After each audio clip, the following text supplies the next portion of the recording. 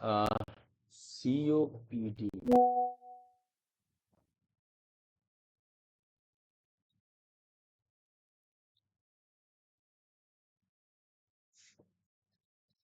chronic obstructive pulmonary disease.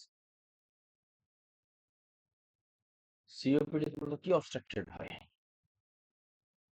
Alveoli এবং তোমার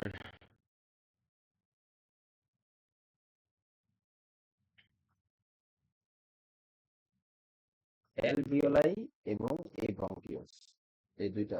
একটাতে হয় শুধুমাত্র অ্যালভিওলাই ইলাস্টিসিটি নষ্ট হয়ে যায়, আর একটাতে এই টিউব বা ব্রঙ্কাস এগুলা অবস্ট্রাক্টেড হয়ে যায় ডিউ টু মিউকাস। তো সিওপিডি দুই প্রকার, একটা হলো এমফাইজিমা, একটা হলো ব্রঙ্কাইটিস। ব্রঙ্কাইটিসে হয় হলো এই যে টিউবটা আছে না, আই মিন ব্রঙ্কাস, এটা মিউকাসে একদম ভরে যায়, যে এই যে ভিতরে ভরে যায়। আরেকটা হলো অ্যালভিওলাই এলাস্টিসিটি নষ্ট হয়ে যায়, সেটাকে বলা হয় এমফাইজিমা।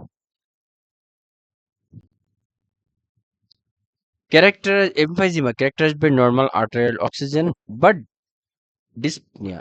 আর্টেরিয়াল অক্সিজেন যদি মোটামুটি কিছুতে কাছাকাছি থাকে, কিন্তু শ্বাসকষ্ট থাকে। কেন এরকম হয়? enlargement of the alveoli, bronchial and bronchiolar structure due to loss of elasticity, এটা বললাম।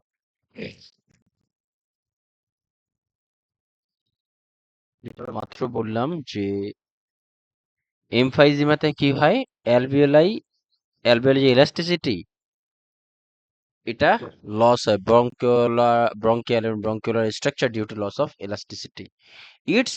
এর ফলে কি হয়, এয়ার ট্র্যাপ হয়ে থাকে এই ইয়ের ভিতরে, অ্যালভিওলার ভিতরে। এয়ারটা একবার ঢুকে ওই ইলাস্টিসিটি যে নাই মানে থাকে না, ফলে কি হয়, এটা চাপও দেয় না, ভিতর থেকে কন্ট্রাক্ট করে না, ফলে কার্বন ডাই অক্সাইড ভিতরে যা আছে তাই থাকে। এই এর ফলে এয়ার ট্র্যাপ হয়ে যায়। Thoracic over distinction with barrel chest, ফলে কি হয়, কন্টিনিউয়াসলি এরকম যদি তোমার ভিতরে এয়ার জমেই থাকে এবং এটা সংকুচিত না হওয়ার ফলে লাংসের এক্সপেনশন হয়, মানে ব্যারেল চেস্ট হয়, অ্যান্টিপ্রস্টেট ডায়ামিটার বেড়ে যায়। Sputum accumulation and loss of diaphragmatic muscle tone, কারণটা কি? Genetic, smoking, infection, allergens, occupational exposure, hereditary, তারপরে এজিং। তবে হ্যাঁ, সিওপিডির ক্ষেত্রে এগুলো সবগুলা থাকলেও মেইন প্রবলেম হলো স্মোকিং। সবগুলো আছে, বাট কোনটা চুজ করবো তাহলে? স্মোকিং, সবার আগে স্মোকিং, ঠিক আছে। এবার ফাইন্ডিংস, অবশ্যই শ্বাসকষ্ট থাকবে, প্রোডাক্টিভ কফ থাকবে, nasal flaring, use of accessory muscle, means এই যে আমাদের বুকের মাসেল, গলার মাসেল, এগুলা এগুলা সহ ইয়ে হবে আর কি। এরপর আসি হলো আহ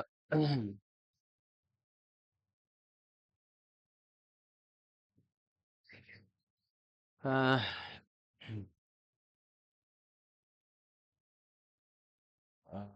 resonance to hyper resonance on percussion, yes, resonance to hyper resonance on percussion।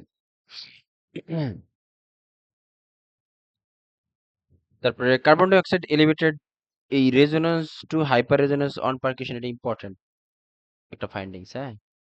Carbon die oxide elevated or normal, oxygen normal or slightly decreased, tachypnoea থাকে, অ্যানোরেক্সিয়া, ওয়েট লস। তারপরে হলো fatigue normal or decreased, vocal ফ্লুইটাস মানে chest ওয়ালে তুমি যদি মানে এই কথা বলার সময় পিঠে যদি হাত দিয়ে রাখো, এটা ভাইব্রেট করে, বিশেষ করে 99 বলে এই ভাইব্রেশনটা সবচেয়ে বেশি শোনা যায়। এটা এগুলাকে বলা হয়, এই যে কথা বলার সময় আমাদের এই ভাইব্রেট করে এই লাংস বা থোরাসিক এরিয়া, এটাকে বলা হয় ভোকাল ফ্রিমিটাস। এই ইয়েটা একটু কিছুটা কমে যেতে পারে অথবা নর্মাল থাকতে পারে। দেখি কোন স্লাইড বাকি আছে কিনা।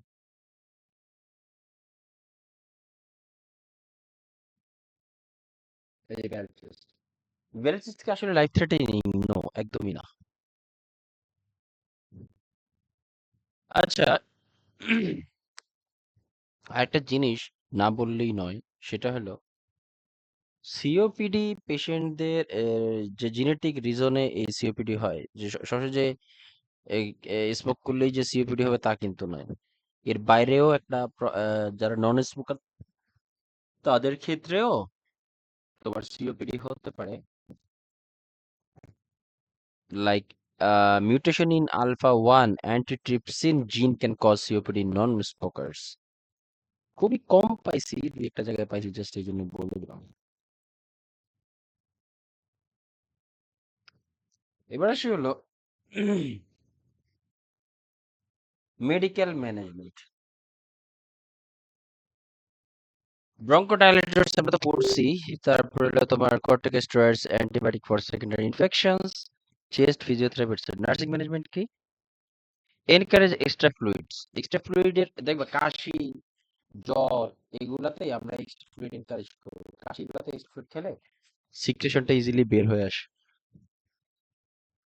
Coughing and deep breathing, same your high polar positions, diaphragmatic or abdominal breathing and pursed lip breathing.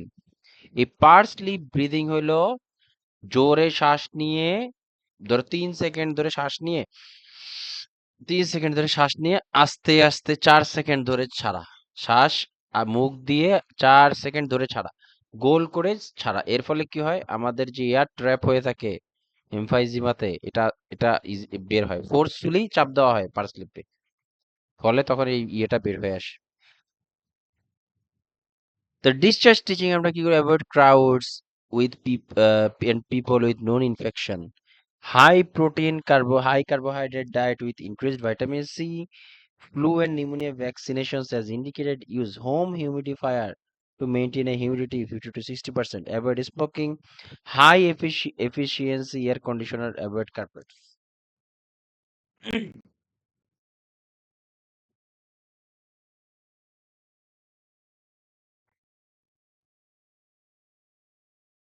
এরপর আসলে ব্রঙ্কাইটিস।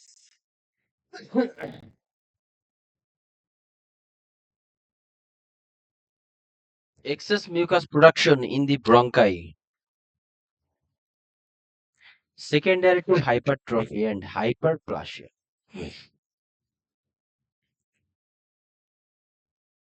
সিরিয়াস লেভেলের মিউকাস প্রোডাকশন হয় ইন দি ব্রঙ্কাই, এন্ড এর ফলে কি হয়, আমাদের যে ব্রঙ্কাইয়ের যে মাসেল লেয়ার এগুলো বড় হয়ে যায়। Hyperplasia of mucus secreting glands with decreased ciliary cavity, ciliary activity, chronic inflammation, narrowing of the small air. এর ফলে কি হয়, ওই যে অনেক সিক্রেশন হওয়ার ফলে ওই ইয়ার ওইটা চিকন হয়ে যাবে, এটাই স্বাভাবিক। ইনক্লুডিং আমাদের ইনফ্লামেশনও হতে পারে। এই কারণটা একদম সেম, মেইনলি সিও মানে স্মোকিং, হ্যাঁ, বাকি জেনেটিক হ্যাবিট ওগুলো তো আছে। Find is কপিয়াস productive cough, dyspnea on exertion, distant neck vein, yes, distant neck vein, মানে নেক ভেনটা বড় হয় বাবু।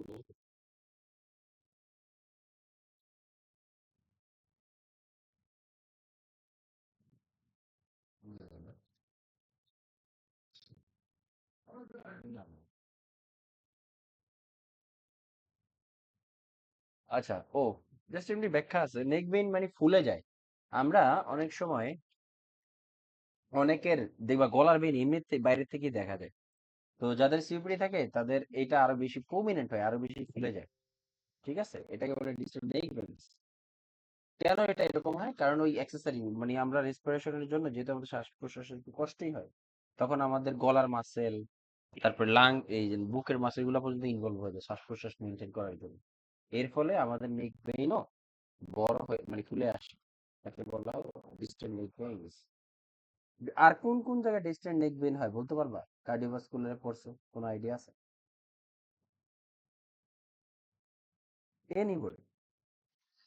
Right heart failure, poor pulmonary, ওর পার্মোনাল, তারপরে কি বলে, টেম্পোনেন্ট। cardiac component, জি, এগুলাতে হয়। JVP, jugular venous pressure বেড়ে যায়। ইয়েস, সেগুলো স্পেশাল। তারপরে স্লাইড সায়ানোসিস, যেটাকে ব্লু ব্লোটার বলে, মানে Both the cyanosis দেখা যায় like cyanosis management bronchodilators antibiotics expectorates expectorates means যারা কফ বের করে নিয়ে আসে নার্সিংটা same age এমফাইজিমা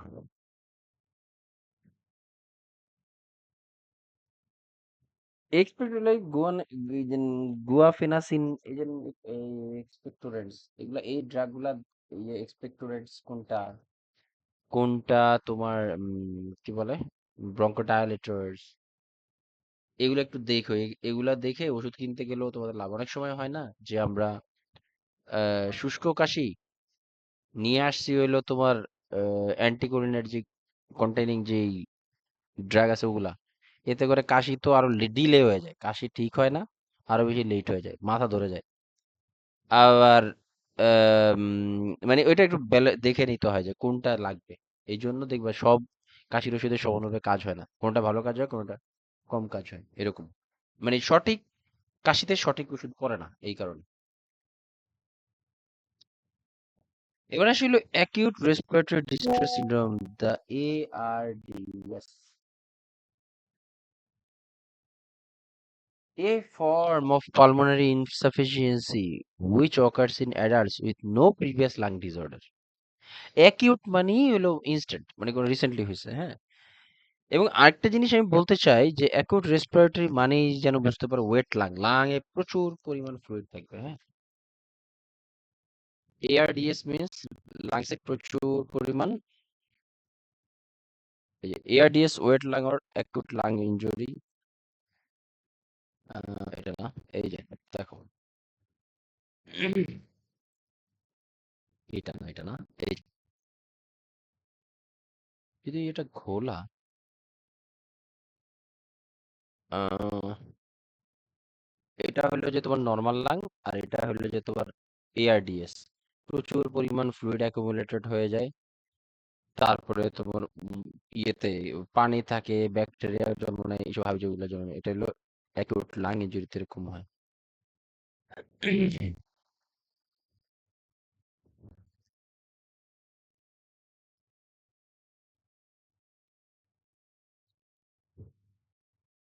ARDS acute respiratory distress syndrome is a reason for non-cardiogenic pulmonary edema আচ্ছা আমরা মনে আছে যে লাংসে পানি জমা বা লাংসে প্রবলেম হচ্ছে এটা কি কার্ডিওজেনিক কারণে নাকি লাংসে নিজস্ব কারণে তাদের লাং রিলেটেড ইস্যু তৈরি হচ্ছে এটা দেখার জন্য আমরা কোন ধরনের টেস্ট করি যদি মনে থাকে ভেরি গুড বলতে পারবা কেউ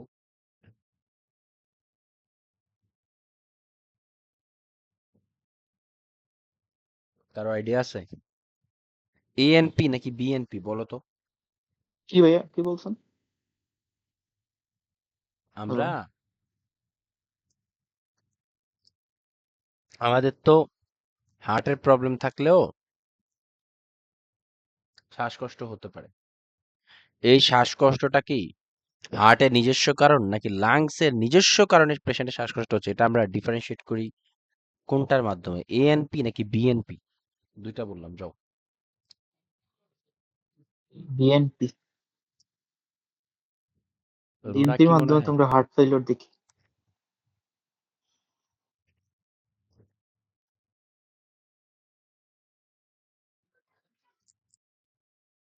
বিএনপি কত থাকে বিএনপির range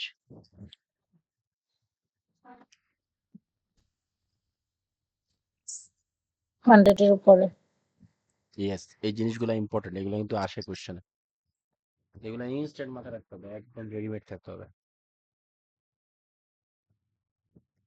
A form of pulmonary insufficiency which occurs in adults with no previous lung disorders, frequently caused by sepsis, shock, trauma, burns, smoke inhalation, DIC, disseminated intravascular coagulation. এটা হালকা একটু বলবো এখানে যদিও এখানে পড়ার না এটা DIC disseminated intravascular coagulation বা consumptive coagulopathy এটা আসলে কি abnormal clotting which consumes all the clotting factors followed by heavy bleeding এইটা মোস্টলি ম্যাটারনিটিতে বেশি দেখা হয় ম্যাটারনিটিতে বেশি আসে এটা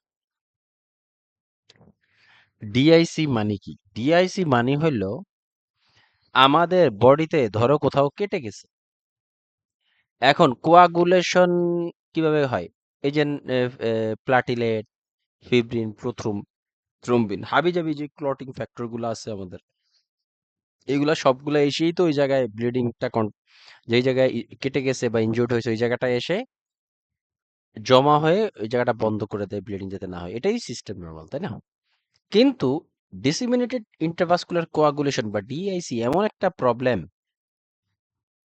যেই প্রবলেমে বডির টোটাল যে কোয়াগুলেশন মেকানিজম বা কোয়াগুলেশন ফ্যাক্টর গুলা সব একসাথে আইসা এক জায়গায় এতই বেশি কাজ করে যে বডির টোটাল যেই তোমার কি বলে এটাকে, ক্লটিং যে সিস্টেম, সব সে শেষ করে ফেলে।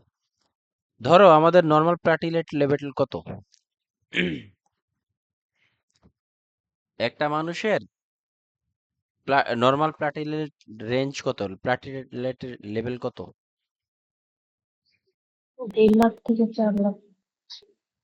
আরবিসির, আরবিসি, ডব্লিউসি, প্লাটিলেট, এটা তিনটা নর্মাল রেঞ্জ আমাদের। 4.5 to 5.5 RBC। আচ্ছা, আর ডাব্লিউবিসি? 5 থেকে 10,000। 5 থেকে 10,000, 4 থেকে 11,000, এটা বই টু বই ডিপেন্ড করে, এটা সমস্যা না, তবে মোরলেস এরকমই। এখন কথা হলো 1.5 থেকে 4 লাখ, এটা বলছিলা প্লাটিলেট। জি এইটাই। হ্যাঁ ভাই। জি, তো বিষয় যেটা হলো, এই যে তোমার ডিআইসিটা হলো এমন একটা প্রবলেম, যে প্রবলেমে তোমার বডির ক্লটিং ফ্যাক্টর গুলা সবগুলা এসে ব্যবহৃত হয়ে যায়। এখন কথা হলো, এক জায়গায় ব্লাডের ক্লট বাজাইতে গিয়ে সব বডির সমস্ত ক্লটিং ফ্যাক্টরকে মানে এক জায়গায় এসে আটকে গেছে। ওই একই পেশেন্টের অন্য কোথাও থেকে যদি ব্লিডিং শুরু হয়, তখন ওই ব্লিডিং আর তখন থামানো যায় না। এটা এই জন্য এটা খুবই ডেঞ্জারাস।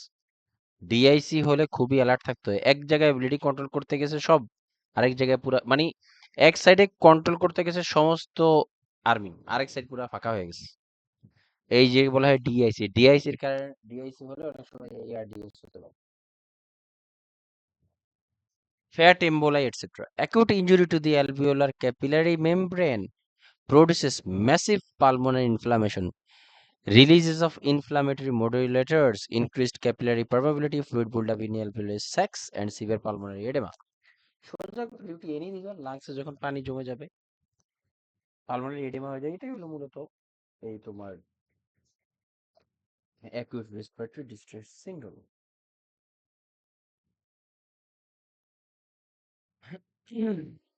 সাধারণত, আচ্ছা, এরপর আসি হলো ফাইন্ডিংস। শ্বাস, লাং রিলেটেড ইস্যু, শ্বাসকষ্ট তো থাকবে, এটা খুবই স্বাভাবিক। তার কফ থাকবে, ট্যাকিপনিয়া থাকবে, intercostal retraction, changes in level of consciousness, tachycardia, pulmonary oedema, atelectasis, refractory hypoxaemia, inability to improve oxygenation with increase oxygen concentration. আচ্ছা, রিফ্র্যাক্টরি হাইপোক্সিয়া মানে হলো অক্সিজেন দেওয়ার পরে অক্সিজেনের লেভেল বাড়ে না, মানে কনসেন্ট্রেশন মানে 3 লিটার 4 লিটার দিল, যেটা আছে ওইটাই থাকে।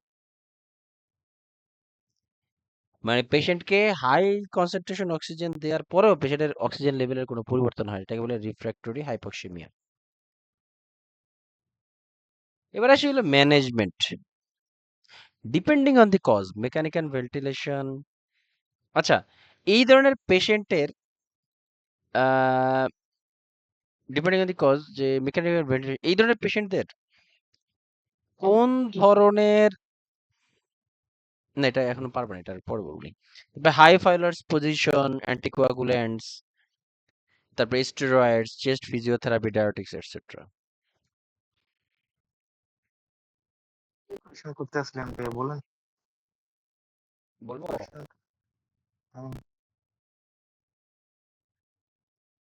যেটা বলতে চাচ্ছিলাম, এই মেকানিক্যাল ভেন্টিলেটর বলতে কোন ধরনের ভেন্টিলেটর, এখানে বাইপাপ, সিপাপ, পিপ, কোন ধরনের ভেন্টিলেশনটা কাজে দিবে এটা বলতে পারবা কেউ? এ নিয়ে একটু চিন্তা করে বলো তো।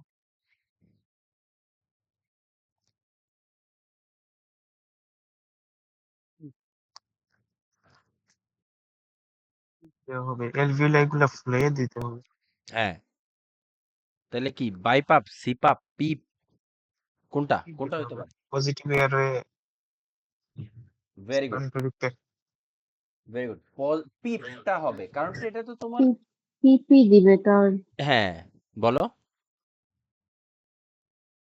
পিপি দিবে কারণ অ্যালভিউলা এগুলা তো এখানে কোলাপস করতে পারে, ওইটা প্রিভেনশন করার জন্য। Yes, thank you.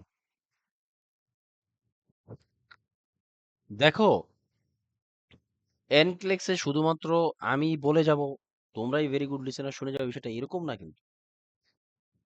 এক্স্যাক্টলি, এই যে তুমি চিন্তা করতে পারতেছো যে এখানে তো অ্যালভিউলার ব্লক ফ্লুইডে ভরে আছে, কলাপস হয়ে যায় এগুলা। তাহলে আমরা এমন কি দিলে এই জায়গাটা ওপেন থাকবে, মানে পজিটিভ এন্ড এক্সপিরেটরি প্রেসার পিপ। সিপাপটা দেয় হলো তোমার ইয়েতে, অ্যাজমাতে। ঠিক আছে, এগুলো এইভাবে একটু প্র্যাকটিস করো, কোশ্চেন আস্তে আস্তে এগুলো ডেভেলপ হবে।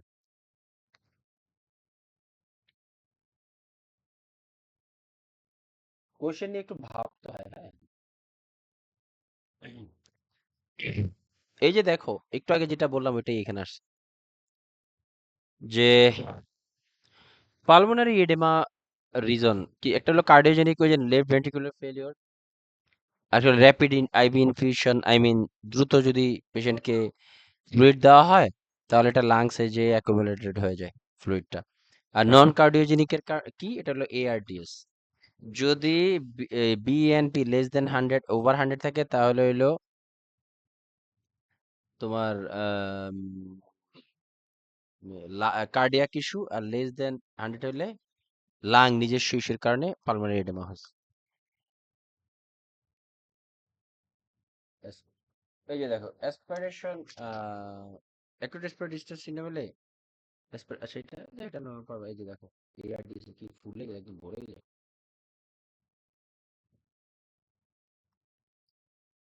ফেজ হলো মোটামুটি আম, তিনটা executive 4 to 7 proliferative fibrotic over 21 days।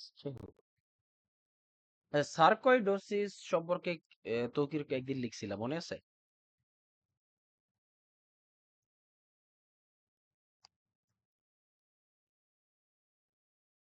Tauqir,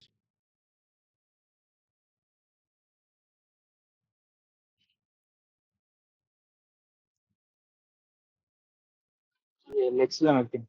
হুম।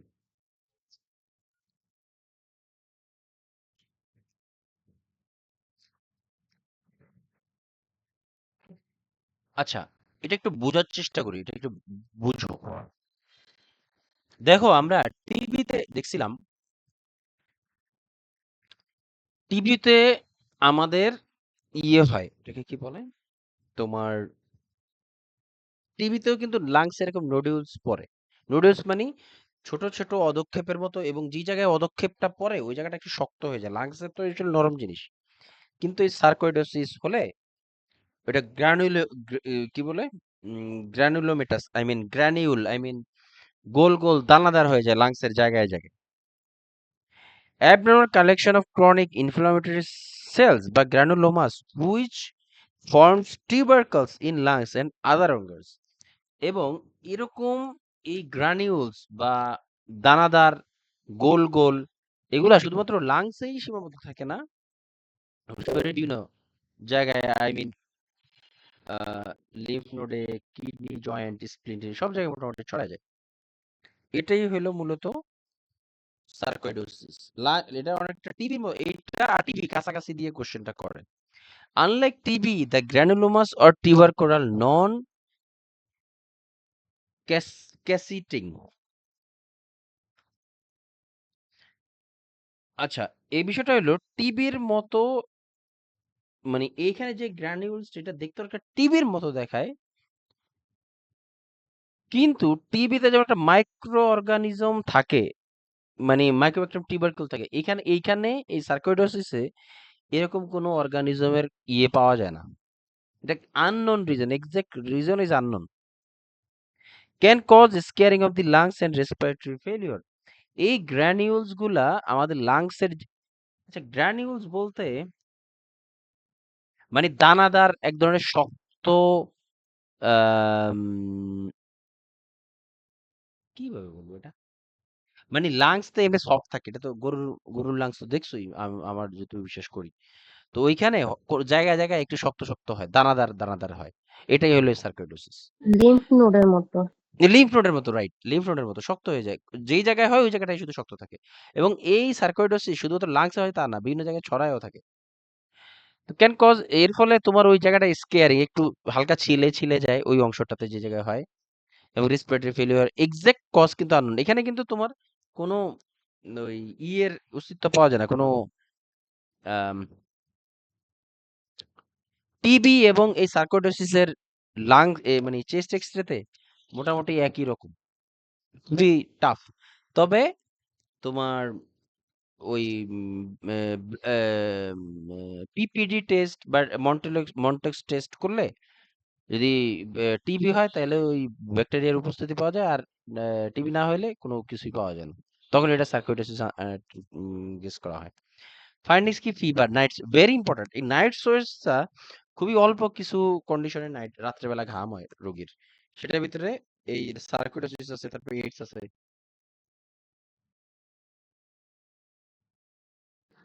টিভিতেও হয়। হ্যাঁ দাঁড়াও, নাই এদিকে, এই যে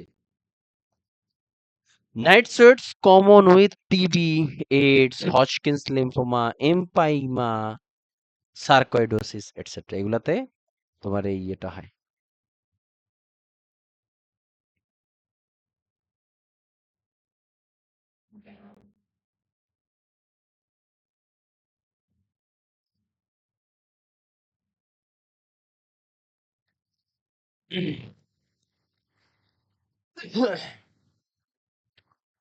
তারপরে হলো স্কিন নোডিউলস, স্কিনে এরকম নুডলস এর মতো হয়, দানা মানে গোল গোল হয়ে যায়। ওয়েট লস হয়, কফ, ডিসপ্নিয়া এটসেট্রা। ম্যানেজমেন্ট কি, কর্টিকোস্টেরয়েড, সেটা তো আননোন কজ, তো এই জন্য কর্টিকোস্টেরয়েড দিয়ে দেয়, অ্যান্টি মানে ইনফ্লামেশন কাজ করে। Rest, small nutritious meals, good hydration etcetera. দেখো আমরে কিন্তু কোনো ট্রিটমেন্টের ভিতরে পড়ে না, দেখছো, মানে নর্মাল, কারণ রিজনই জানা যায় না। এবার আসি হলো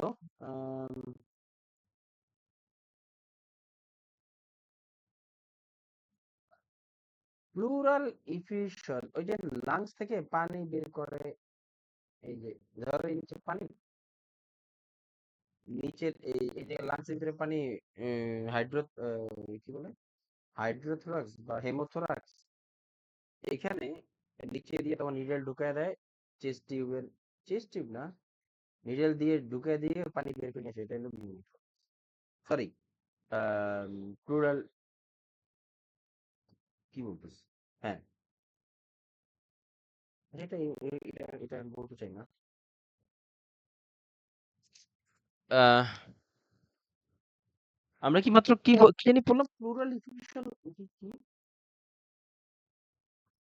সরি আমি তো ভুল বলতেছি, প্লুরাল ইফিউশন আর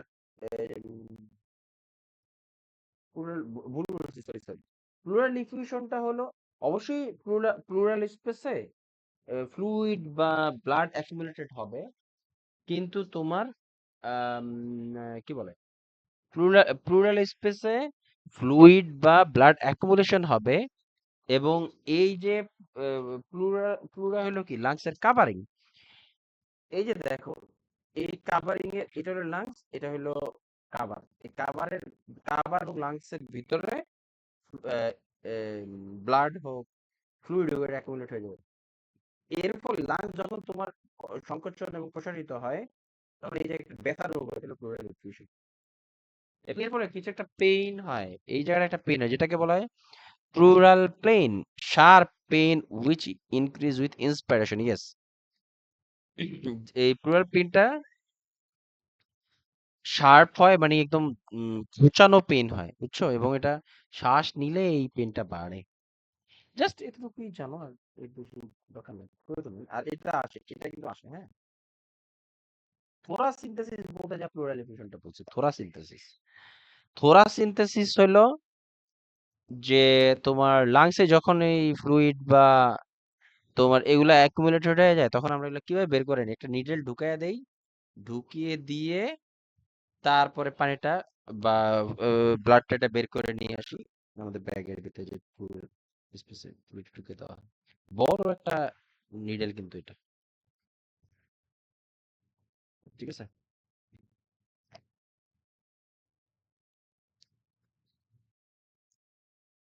এবার আসি হলো অকুপেশনাল লাং ডিজিজ, মানে মানে কর্মক্ষেত্রে যাওয়ার ফলে এক ধরনের বেশ কিছু লাং ডিজিজ হয়। সিলিকোসিস, এটা সিলিকা দিয়ে হয়, বিশেষ করে যারা তোমার বালু জাতীয় কাজগুলা করে, বালু নিয়ে কাজ টাজ করে, বিভিন্ন এই যে আম, ইট পাথর এইসব অঞ্চলে। তো অ্যাসবেস্টোসিস, তারপর কোল ওয়ার্কার নিউমোকোনিওসিস, বিশেষ করে আম, আরে কয়লার খনি এই অঞ্চলে, এটাকে ব্ল্যাক লাং ডিজিজও বলা হয়, লিখে রাখতে পারো। কোল ওয়ার্কার্স নিউমোকোনিওসিস, মানে এই যে এটা ইয়ের কারণে, এটা তাদেরকে তাদের লাংসে যে ডিজিজটা হয় এটাকে বলে ব্ল্যাক লাং।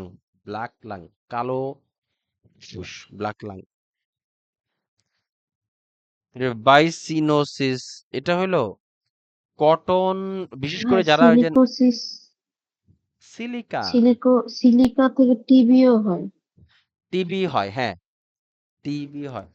আরেকটা আমি দেখছি, ওই যে যারা পাথর ভাঙে না, বিশেষ করে তোমার পাটা বানায়, যারা পাটা বানায় কর্মচারীরা, তাদেরও কিন্তু এই এই সিলিকোসিস হয়, এবং এটা দ্রুত মারা যায় এরা, এর লাংসটা ক্যান্সার হয় এগুলাতে।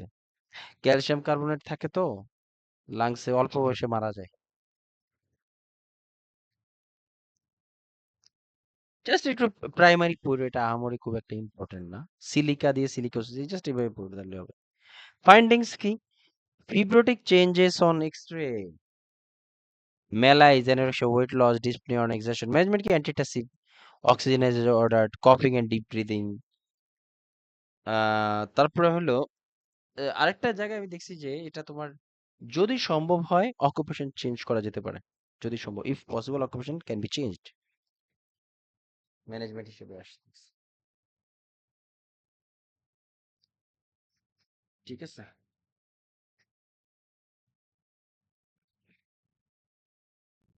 এবার আসি হলো প্লুরাল ইফিউশন, যেটা মুখে বলছি সেটা একটু এখানে একটু অফিসিয়ালি পড়ি। প্লুরাল ইফিউশন, এটা ছোট ছোট টপিক সব, হ্যাঁ। প্লুরাল ইফিউশন কি? প্লুরাল ইফিউশনটা হলো প্লুরাল ইফিউশন হলো collection of fluid in the pleural space which may be trans transudative, মানে সেরোসেঙ্গেনাস, সাপ্রেটিভ বা পায়োথোর, সাপ্রেটিভ বা এমপাইমা, এটা আচ্ছা। এবার যেহেতু আসছে স্লাইডটা, সেটা একটু বলি। এই যে দেখো, এটা ভাবছিলাম বলা লাগে নাকি, বলতে হবে। দেখো, এইটা তোমার এই এই স্লাইডটা সবচেয়ে বেশি আসে হলো ম্যাটারনিটিতে, এই ইনফরমেশনটা সবচেয়ে বেশি কাজে দেয় হলো ম্যাটারনিটিতে। দেখো, ইভেন কি আমরা ছেলেরা এটা গেস করতে পারি যে আমাদের কোথাও কেটে গেলে, আচ্ছা লেবার দিয়ে বুঝাই, এটা যেহেতু লেবারে আসে বেশি, লেবার দিয়ে বুঝাই। আফটার ডেলিভারি তোমার মানে ইউটেরাস থেকে কোন এই চারটা কালার আছে, চারটার ভিতরে কোন কালারটা ডেলিভারির পরে কোন কালারের ব্লাডটা বেশি বেশি আসে?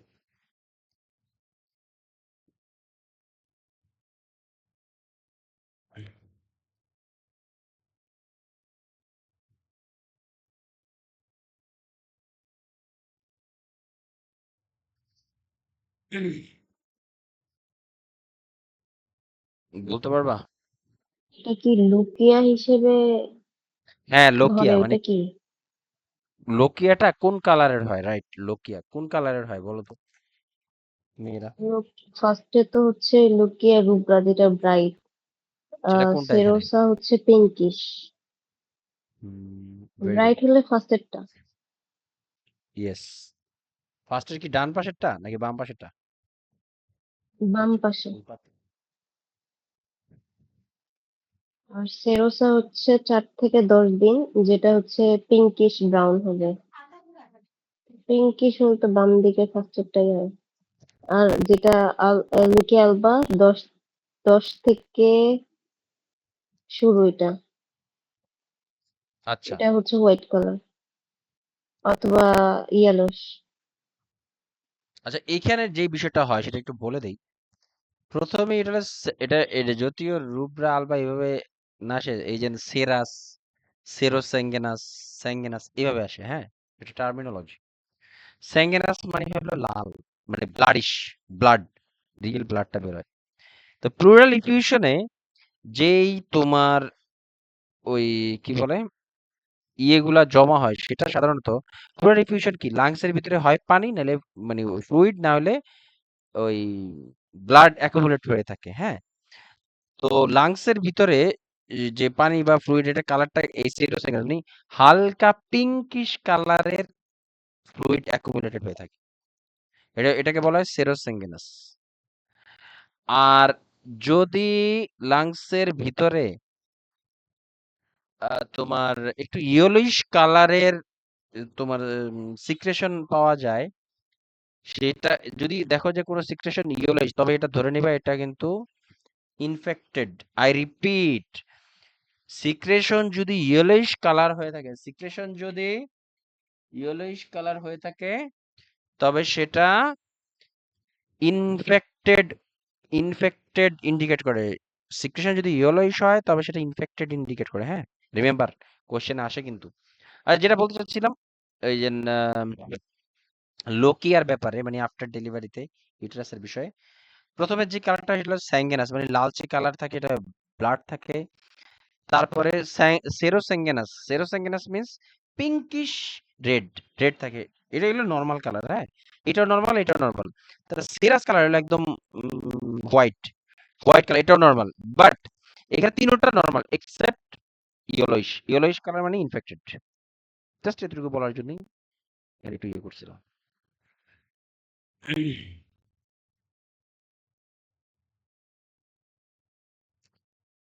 তো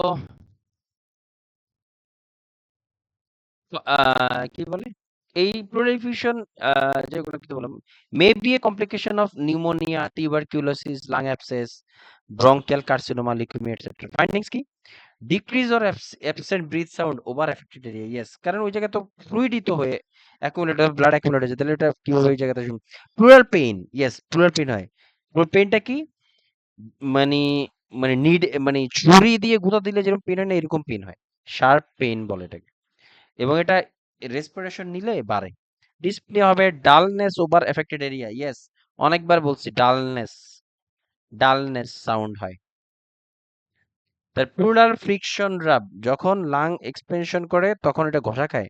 ফিভার হতে পারে, dry cough, Pal or fatigue, night sweats with empyema. Yes, night sweats তো বলো। আচ্ছা, নাইট সোয়েটস কেন হয় এটা একটু বলি, এটা আমি পাইছি বেশ কয়েক জায়গায়। তো নাইট সোয়েটস এর বিষয়টা কি, মানে বিভিন্ন রোগে আমাদের মানে কেন এই এই নাইট সোয়েটটা দেখে, আমরা বেশ কয়েকটা রোগী দেখছি যে নাইট সোয়েট, বিশেষ করে এইডস, টিবি, এই সার্কোইডোসিস, তারপর রিফিউশন, এগুলো, হ্যাঁ। আমরা যখন রেস্ট নেই তখন আমাদের বডির টেম্পারেচার কি ডিক্রিজ করে, এটা কিন্তু নর্মাল। আমরা যখন রেস্ট নেই তখনই আমাদের বডির টেম্পারেচার ডিক্রিজ করে, আর তখনই কিন্তু ইনফ্লামেশন প্রসেসটা ইনক্রিজ করে ডিউরিং রেস্ট টাইম। বুঝছো? মানে আমরা রাত্রেবেলা নাইট সোয়েটস কেন হয়, ওই যে রাত্রেবেলা আমরা শুয়ে থাকি, ঘুমাই, তখনই ইনফ্লামেশন প্রসেসটা বৃদ্ধি পায়। আর এই বডির যে আমাদের প্রোটেক্টিভ সেলগুলা থাকে, আই মিন এই যে WBC, T cell, B cell, এগুলা তখন ফাইট করা শুরু করে। আর এই যেগুলা যে ফাইট করে, এগুলা যে ফাংশন করে, এগুলো এক্সটার্নাল সিমটম হিসেবে তখন বডিতে প্রচুর ঘাম উৎপন্ন হয়। এই জন্যই রাত্রেবেলা এই ডিজিজ গুলাতে ঘাম ঘাম, এই জন্য এইচআইভি, ক্যান্সার, তারপরে তোমার এই সার্কোইডোসিস, এগুলাতে রাত্রেবেলা ঘাম হয়। ঠিক আছে, আমাদের ইনফ্লামেশন প্রসেসটা সবচেয়ে বেশি ত্বরান্বিত হয় রাত্রে, মানে রেস্টিং পিরিয়ডে।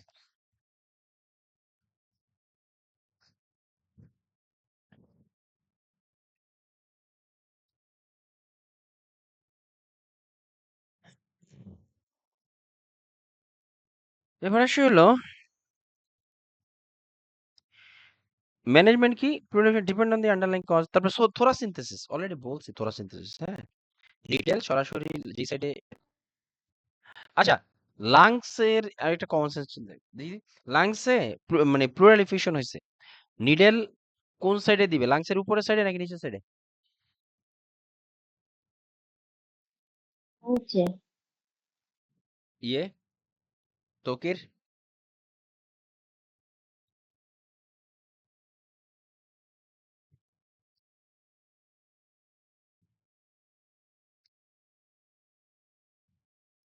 অবশ্যই নিচে দিবে, কারণ গ্রাভিটি, এই যে দেখো এইখানে পানি জমে আছে, তুমি যদি এইখান দিয়ে নিডেলটা ঢুকাইতে যাও, পেশেন্টে উল্টায় লটকায় তারপরে নিডেলটা ঢুকাইতে হবে, তাইলে এখান থেকে ইয়ে বের হবে। আর যদি এইখানে এখানে কারণ কি, লাংস গ্রাভিটির কারণে এই ফ্লুইডটা অটোমেটিক নিচে চলে আসে, এটা হলো নিচের পার্ট লাংসের, আর হলো আপার পার্ট। এই জন্য লাংস সবসময় এই যে নিচের পার্টে দেওয়া হয় ফ্লুইড, মানে অ্যাকুমুলেট হয়ে থাকে, তো এই জন্য এই বরাবর নিডেলটা দেওয়া হয়, যাতে করে সহজে গ্র্যাভিটির কারণে নিচে পড়ে যায়।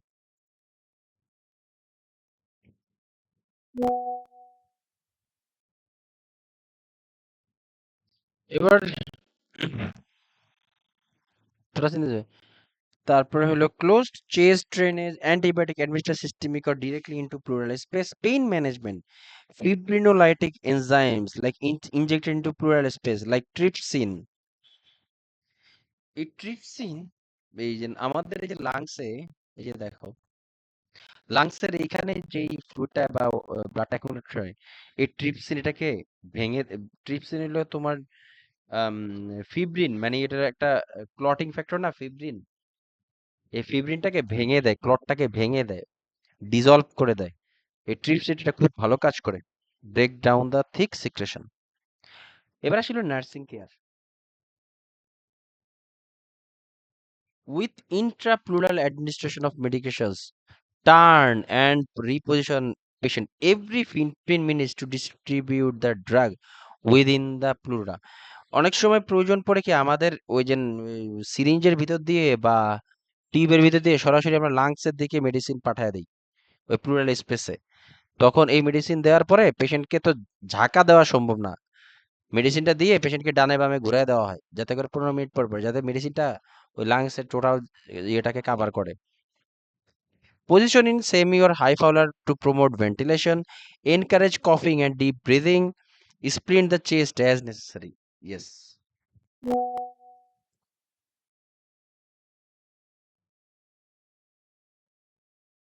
এবার আসলো প্লুরেসি বা প্লুরাইটিস।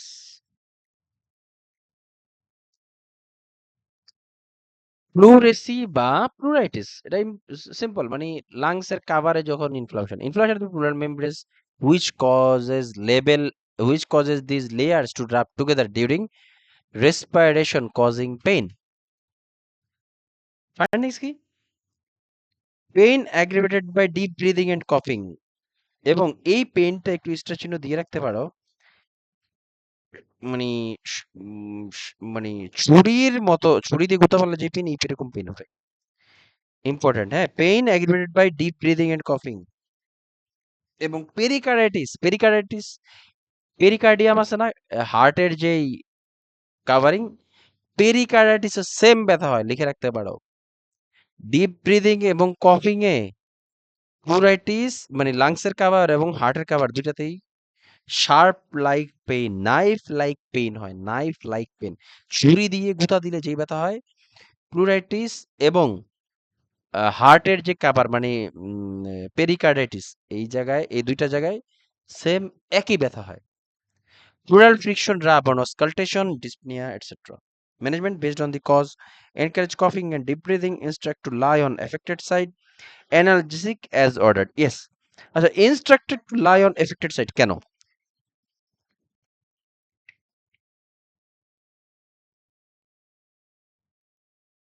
বলো তো, কেন মনে হয়?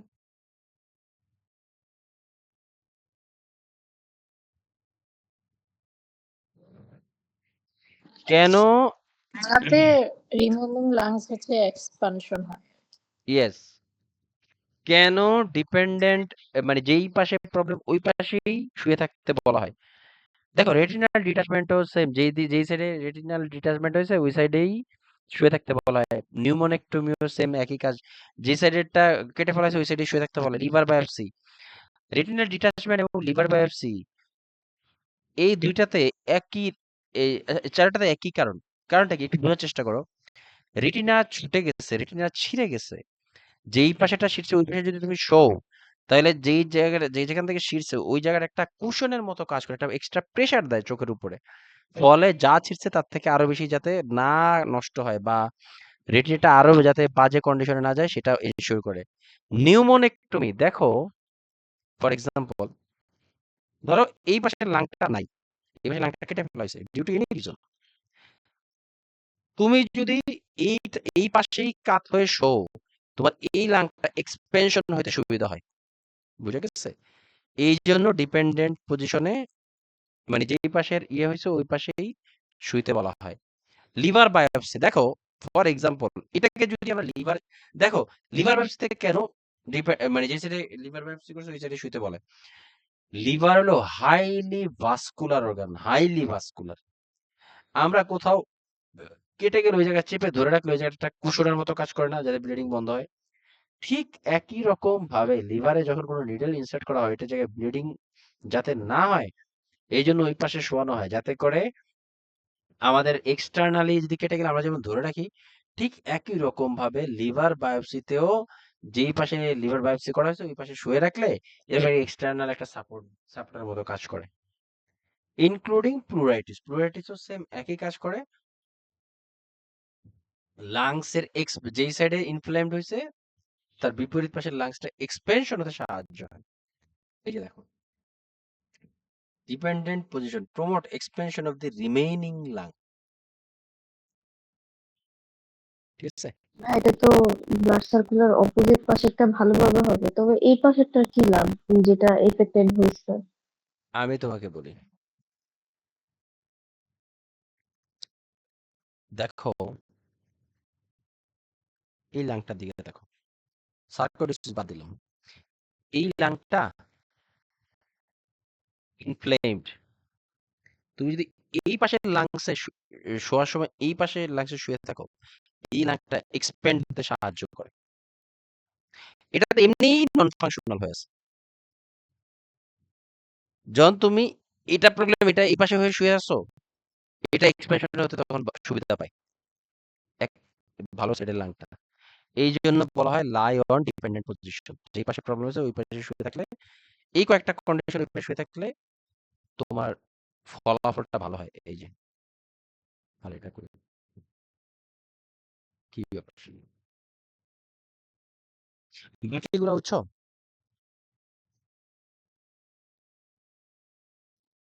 জি হ্যাঁ। হুম।